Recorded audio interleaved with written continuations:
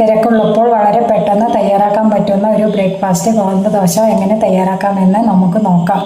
എൻ്റെ channel king home. Welcome to the video. അപ്പോൾ നമുക്ക് ഹെൽത്തി ആയിട്ടുള്ള ഗോതമ്പ് ദോശ ഉണ്ടാക്കി നോക്കാം. അതിലേക്ക് 1/2 കപ്പ് ഗോതമ്പ് പൊടിയാണ് ഞാൻ എടുത്തിട്ടുള്ളത്.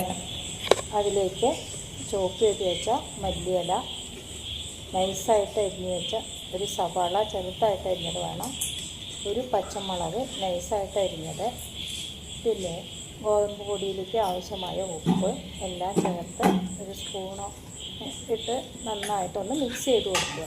നന്നായിട്ട് പൊടിയിൽ ഉപ്പ് നന്നായിട്ട് മിക്സ് ചെയ്ത് കൊടുത്ത് ആവശ്യാനുസരണം കുറേശ്ശെ വെള്ളം ആഡ് ചെയ്ത് കൊടുക്കുക. എന്നിട്ട് ഗോതമ്പ് പൊടി കെട്ടാതെ ശ്രദ്ധിച്ച് ഇളക്കുക. 2-3 തവണയായിട്ട് വെള്ളം ഒഴിച്ചിട്ട് മാവ് തയ്യാറാക്കുക. ഈ മാവിലേക്ക് ദോശമാവിൻ്റെ ബാറ്ററിൻ്റെ പാകത്തിനാണ് നമ്മൾ മാവ് തയ്യാറാക്കുന്നത്. ഒരുമിച്ച് വെള്ളം ഒഴിക്കാതെ കുറച്ച് ഈ മാവ് തയ്യാറാക്കി കൊടുക്കാം. പാകത്തിന് ഉപ്പ്, മുളക്, മല്ലിയില, സവാള ഇതെല്ലാം കൂടി നന്നായിട്ട് മിക്സ് ചെയ്ത് എനിക്ക് ആവശ്യമാണെങ്കിൽ ബട്ടർ കൂടെ ചേർക്കാം. ഞാൻ ബട്ടറൊന്നും ചേർത്തിട്ടില്ല. വെള്ളം, സവാള, മല്ലിയില, ഉപ്പ്, 2 കപ്പ് ഗോതമ്പ് പൊടി എല്ലാം കൂടെ മിക്സ് ചെയ്ത് ദോശമാവിൻ്റെ ബാറ്ററിലാക്കി തയ്യാറാക്കി വെച്ചിട്ടുണ്ട്. ഈ ദോശമാവിൻ്റെ അതേ ബാറ്ററാണ് ഇതിൻ്റെ മാവിൻ്റെ കൺസിസ്റ്റൻസി. ഇനി നമുക്ക് ദോശ തയ്യാറാക്കാൻ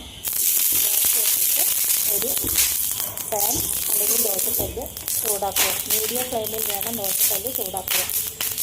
മീഡിയം ഫ്ലെയിമിൽ ദോശക്കല്ല് ചൂടായതിനു ശേഷം മാവ് ദോശയുടെ ഭാഗത്ത് പുരട്ടി കൊടുക്കുക.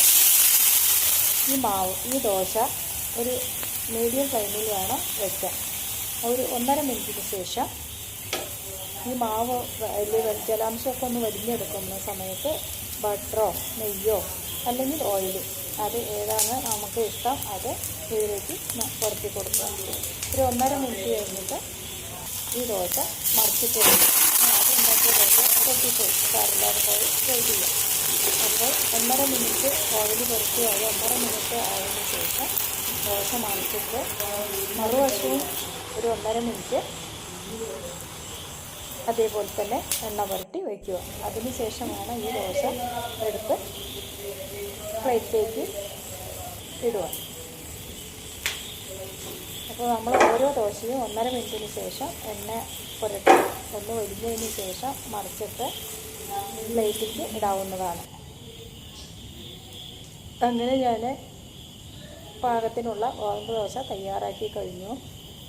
ഇത് ഹെൽത്തിയാണ്. ഇതിനോടൊപ്പം തക്കാളി ചമ്മന്തി അല്ലെങ്കിൽ ഈസി ആയിട്ടുള്ള ഈ ഹെൽത്തി റെസിപ്പി നിങ്ങൾ ഉണ്ടാക്കി നോക്കുമെന്ന് കരുതുന്നു. നിങ്ങളുടെ അഭിപ്രായങ്ങൾ താഴെ കമൻറ്റ് ചെയ്യുക. Thanks for watching.